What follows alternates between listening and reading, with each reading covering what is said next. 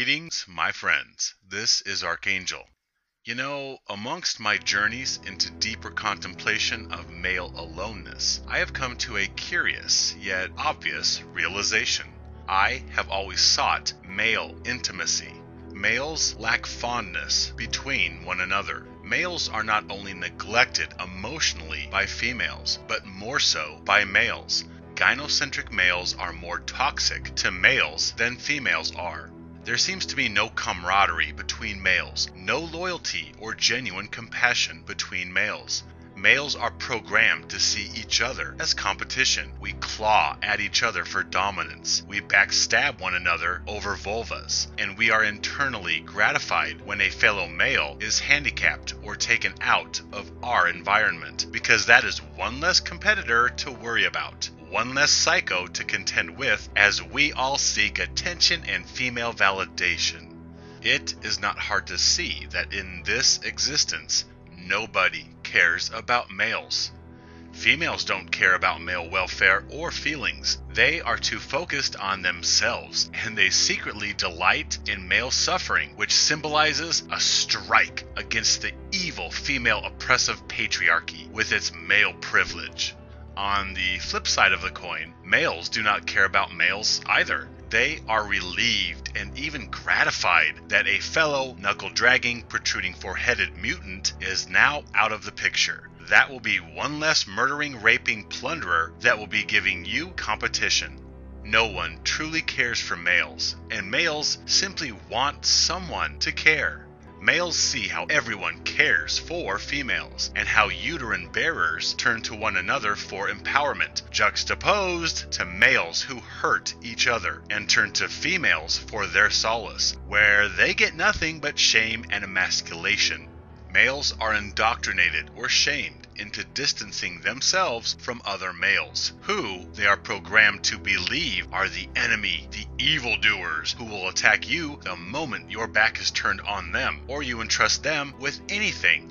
We heap gay jokes onto males and forever shame them if they demonstrate any male closeness or any manner of tactile behaviors that females feel free to display towards each other. Females can hold hands, or dance with one another, or take each other to the bathroom, and nobody thinks twice about this behavior. But if guys were to dance with one another, or grab their wallets and take each other to the bathroom, yeah, suddenly it's sick and wrong, or they are instantly branded as fruitcakes, with Elton John's greatest hits queued up on their car stereo.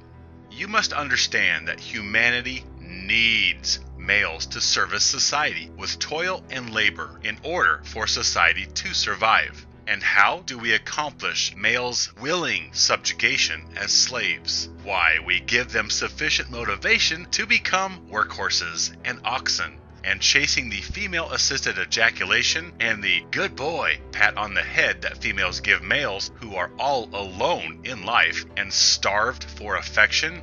This fake affection and 3 seconds of female-assisted money shot is quite sufficient to cause males to willingly retard any personal greatness, dreams, or ambitions in order to chase females and the traditionalist holy grail of family, which societies are built upon. This is the female carrot. Males chasing female affection and validation. Meanwhile, they will happily pamper and coddle the female sex and submit to servicing and propping up a society that only exists because of male toil and invention. Males want the caring that they issue to be returned in kind. You see, it really is elementary. Males simply desire affection and fondness from others. True affection, not manipulatory affection, which is used as barter for toil and resources. Sadly, however, the world only wants to take from males in the form of utility. So thus romance was conjured many, many moons ago as a disgustingly malicious way to funnel male desire into females and train them to seek out affection only from females. Thus we brainwash males into seeking solace, respite, and emotional intimacy from females and only females. Yet we allow females to find solace in themselves, in their sex, in one another, and in a male if they would want to. Are you keeping track of the permissible flow of intimacy and support? Males emotionally turn to females, and females, they turn to each other, or an elder female in their lives, such as a mother or a grandmother. Yeah, how nice. Not only is this a cruel existence of abject solitary confinement that males are forced to endure, but males are shamed and cheated out of any type of deeper support from other solitary wretches. Males cannot even band together and support or console fellow males. As I contemplate males' obsession with female affection, validation, and salvation, I realize that I have all my life thirsted for male intimacy, male camaraderie, male support, and male loyalty. I have longed for a being I could emotionally be close to, who was capable of caring and loyalty, reciprocity in kind. Females rebuke male welfare, and males rebuke male welfare. It seems only animals are capable of returning genuine affection to males in kind. Hence the very accurate cliche that dogs are man's best friend. There is much wisdom in this statement, for you will never receive anything unconditional from a male or a female Homo sapien. No, wait. Actually, males do receive unconditional loathing and usury from everyone. Yes, due to our higher sentience and functioning, females are capable of emotional reciprocity, but they do not practice this, nor do I foresee females ever returning genuine affection and caring to males because the environment enables them, encourages them to be self-interested and entitled royalty due to the fact, of uterus. I think males understand their devalued, unloved plight on some subconscious level, and thus I have observed that males have always longed for some camaraderie, some intimacy, some solidarity, some caring, some respite from being the cursed, deformed, malevolent demons we accuse males of being. Males want caring and affection, acknowledgement that they actually have worth and valid feelings, to be recognized as glorious simply for being. Yet because most males submit to the brainwashing of gynocentrism, they fall to their knees to worship the divine feminine in order to get that pat on the head that will temporarily cover up the fact that they are not liked, loved, or cared about by anyone else, not females, and especially not other hurting, abused males. Males simply seek genuine affection and caring from another, a person, an animal, a tree, something external that will acknowledge his inherent value because he exists. How hard is that to understand? Females are indulgently cared for. Males, they simply want to be cared for also. So, you see, it really is not a stretch to observe that in the absence of alternatives, males settle for fake female affection, such as the conservative traditionalist female solicitation in exchange for male resource and protection. But males, deep down, long for genuine, not contrived. Males seek a genuine, authentic connection with another. And once males awaken and rebuke the female carrot and chasing female-assisted ejaculations, with the inclusion of hindsight distance and wisdom, they will be able to see the bigger picture. Males simply desire a connection with another, an emotional refuge where they are accepted, weaknesses, shortcomings, flaws, and all. Once males overcome all the gay shaming meant to steer male emotion to women and only women, who then charge a premium for entertaining males and their repulsive weaknesses and emotions, When males truly realize what is important in life, they will understand emotional intimacy is all they have ever sought, and that males could be happy and content with a male best friend for the rest of their lives. Sex is overrated. Those 3 seconds of feel good come and go, and then what? It is the emotional intimacy that males seek, the very emotional intimacy that we have never found because we are not truly cared about by anyone. I am reminded of a movie which is called Life, where Eddie Murphy and Martin Lawrence get life sentences behind bars and end up being one another's best friends, their confidants, their companions emotionally. There was nothing sexual, they were both straight. Emotional refuge and fidelity has nothing to do with sex or sexual orientation. It has to do with males finding emotional retreat from a forbidden taboo source, another male. In fact, in light of females' in-gender preference, hypergamous, gynocentric self-preoccupation, I find that genuine emotional intimacy can only be found in males. I now realize that I have sought male intimacy right along with female approval my entire life. And like most males, I realize that chasing females was a band-aid, window dressing hiding deeper wounds of male betrayal. It's like sometimes people eat when they are really thirsty. They mistake their body's hunger signals and eat food when their body is really crying out for water. This is actually quite common, people eating when they really are thirsty. Likewise, males have a desire to solicit affection. Their soul is crying out for affection. So they mistake these signals and they see females who are pretty and they feel the desire for physical affection and copulation with these females. Thus, they misinterpret these signals and chase the divine feminine, when in reality, their soul, their heart, their essence is crying out for male loyalty, male camaraderie, and emotional fidelity with other males. I have always observed how distant males were to one another. Males hold each other at arm's length, including family members and friends. I have observed my entire life how females receive physical and emotional consoling whenever they needed it. Yet males, we are left alone in the dark to cry and work out our problems on our own, shamed from public displays of emotion. I observed how males antagonized each other over their emotions until male hearts were nothing but clusters of angry wounds. Being a male, you quickly learn that males will not entertain your tender emotions and that affectionate platonic touch is not acceptable between males, aside from a shoulder slap or a handshake. Even full-on hugs are deemed wrong and fruity more often than not when they occur between males. Yet, females are given free rein to touch or be touched by either gender when they need emotional intimacy or physical consoling and reassurance. How sweet. Males are taught to seek physical touch or validation only from females and to eschew male intimacy.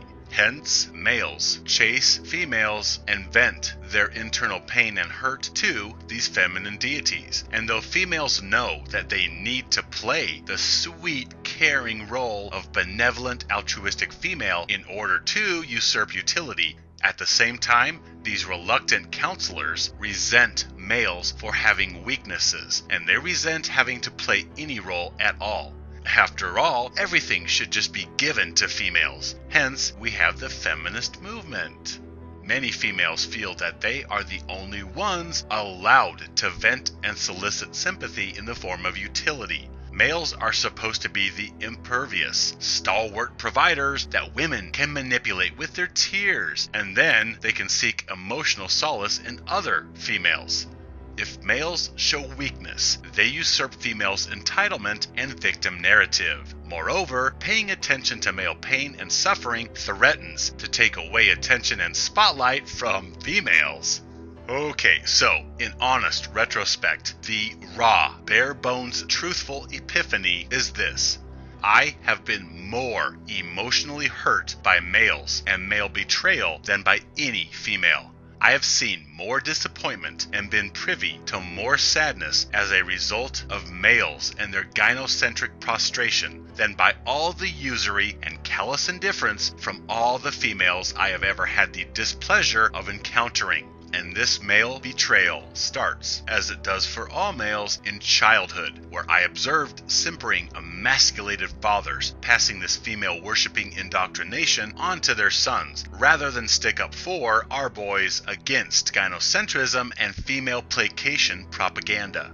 Then, boys begin competing in school for the attention of females.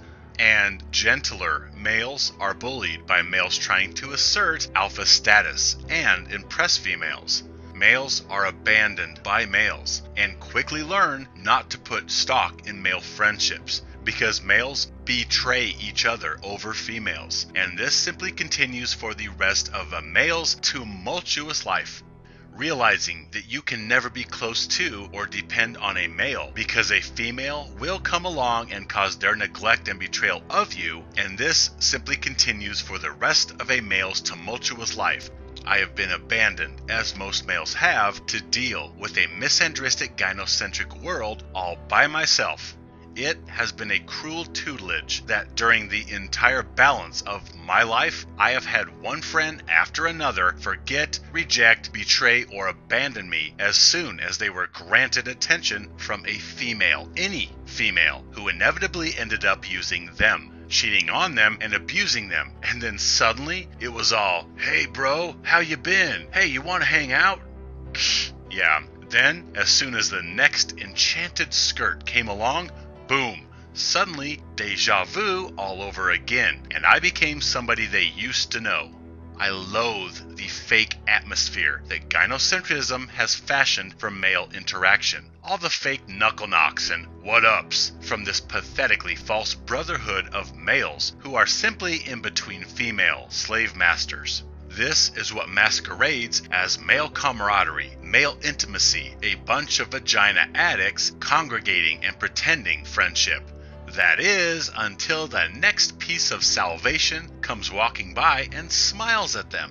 It's not that males don't know how to be intimate with other males, but rather they are trained and shamed to hurl contempt at other males, not tolerance. And it is sad because even now, I still keep my distance from other males. Not because I am following any type of gynocentric male devaluing programming. I have awakened from that, but rather because I do not want to get close to male devaluation enablers. I do not want to place myself in a position where I will be betrayed and backstabbed by yet another male. You see, neither sex has my welfare in mind, since all beings solicit female welfare when the ship is sinking. I just have no time nor tolerance to weed out the good guys, only to find out that they were gynocentric like everybody else. And unfortunately, the only time you find out a person's true colors is when they do you wrong, when the knife is already in your back. And by this time, it's a little too late. Well, males are tired of being done wrong, and even awakened males keep their distance from other males lest they grow a fondness for another male who does not care about them as a being, and will turn around and slit their throat over a sweet-talking breasted citizen when push comes to shove. I keep my distance from males because I realize that most males are blue pill. They are male disposal enablers, and thus they are more hazardous to male welfare than any female. I see it day in, day out. All the shallow, "Hey bro," and sports chatter which passes for male affection and male bonding, which vanishes as soon as the wife returns from the bathroom, or the girlfriend is done on the treadmill and she is ready to go, or some hot chick sends a text. Then you see the true state of affection which exists between males. There is none. All we have is males interacting verbally for the few minutes that the boss has let them off the leash, or until a single male can hitch his wagon to the nearest female. You see, single males only pretend to have male friends. Their loyalty lasts only until they find a slave master. And believe me, ignorant males' one priority in life is to find a slave master. Soulmate. It has taken me so much time to come to the realization that males have a need deeper than female validation. It is for male affection and to the death quality camaraderie. We are tired of constant struggle, the constant battle we wage on other males as we compete in a paradigm that pits males at each other's throats over female affection and reproductive rights. Most may not understand, but males are tired of the one-upsmanship. We are tired of the constant abuse in a zero-sum game. Indeed, I find that the deeper heart of the male collective is tired of all the treachery that we invoke on one another over females. The male collective is desirous of true male intimacy and caring within a brotherhood that actually stands resolute and unflinching in the face of gynocentrism and male devaluation, which leads to disposal. The one tragedy of gynocentrism's many trespasses onto males is that the abused shovels cannot even bond or comfort one another. Instead, we eschew other males because we have been trained to feel disgusting if we get too close to each other. Again, males desiring male intimacy, this has nothing to do with physical attraction or sexual orientation. Love does exist, yet romantic love is a farce. I find that sex taints most relationships, more often than not, because sex parades transient physical tastes and turn-ons as love. And physical taste is usually dependent upon physical appeal or looks. And looks, which is a combination of youth and beauty, is a very temporary condition. And when this goes, usually the physical attraction goes right along with it, which is why we have people say they have fallen out of love. You don't fall out of love, but you most definitely fall out of lust or lose physical attraction and their accompanying drug highs. Those that you truly love, like a parent or a pet, you do not fall out of love with them, and a huge reason is because you are not sleeping with them. I have observed that love is platonic at its core. It has no reservation for romance or sex or physical appeal.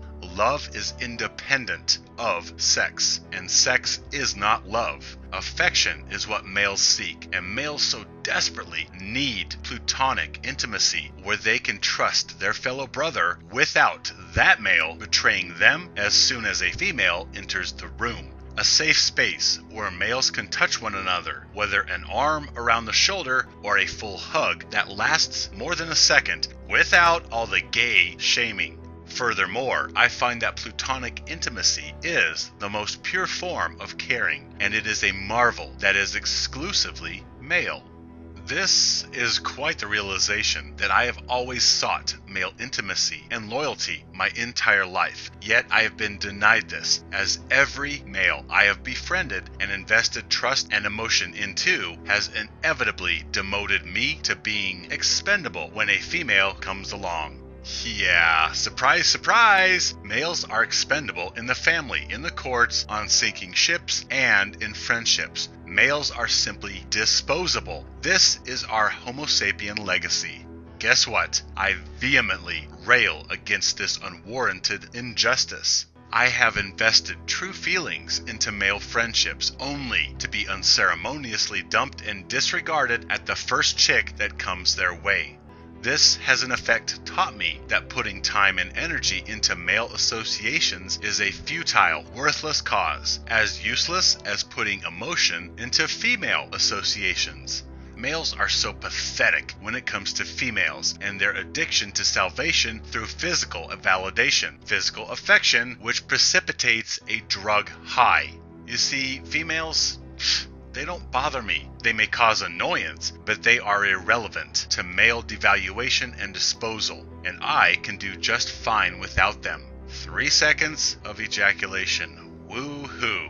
However, males that abuse or backstab other males over females, this causes me pain and outrage. It's so sad knowing that I cannot invest in the very beings that I seek to liberate, the very beings I seek to exonerate out of my caring for them and their welfare. It really is sad knowing that I cannot rely on any male, since they will turn on me the moment a pretty skirt passes by. Since, well, when a male desires a female, suddenly all other males are threats that he needs to neutralize in his bid to win her attention and affection.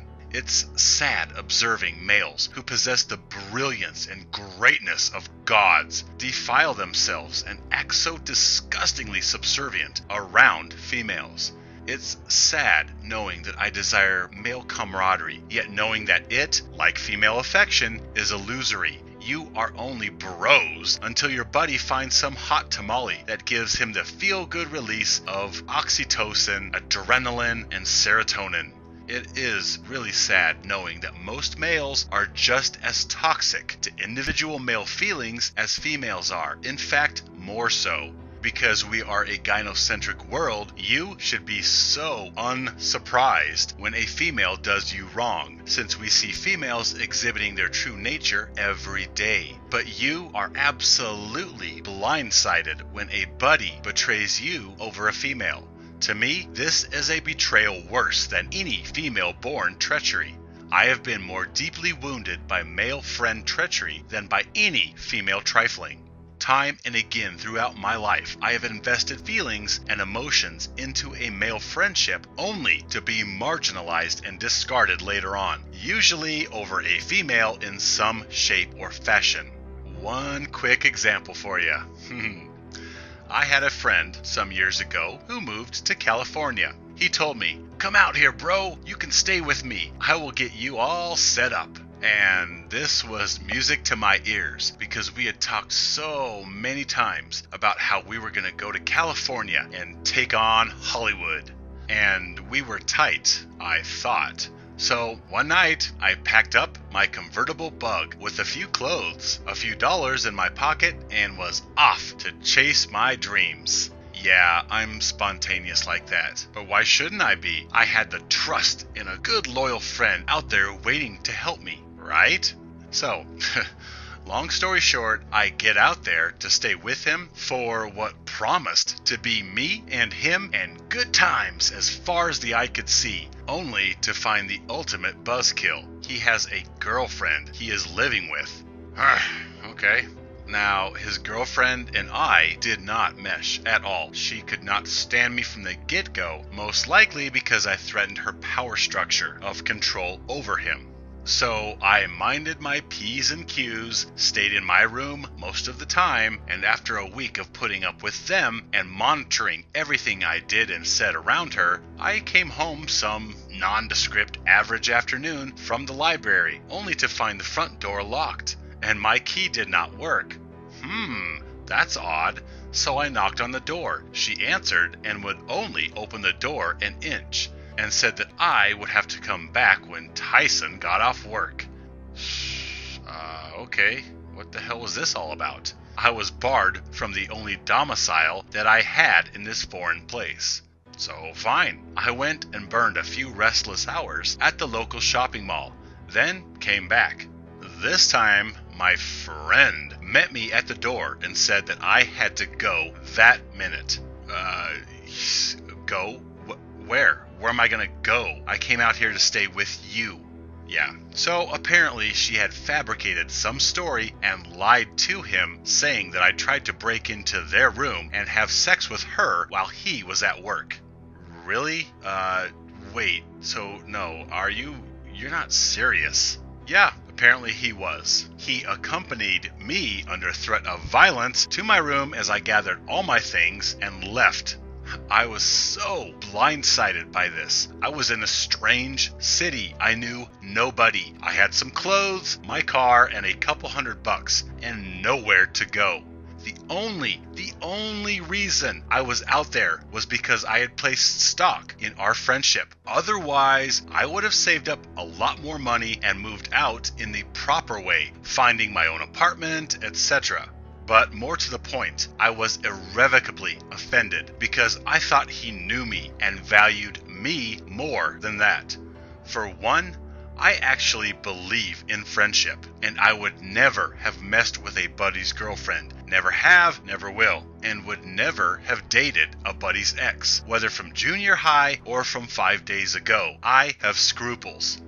And two, even if I was a pathetic, backstabbing, panty-begging weasel like most males, still I would not poop where I ate. I would not jeopardize my living situation as I truly was dependent upon him. And finally, this lying, trifling girlfriend of his was on the downside of looking like a bag of hammers. I don't think I could have been aroused by her with a gun to my head. So not only was I emotionally wounded by this former friend, I was now homeless and stranded.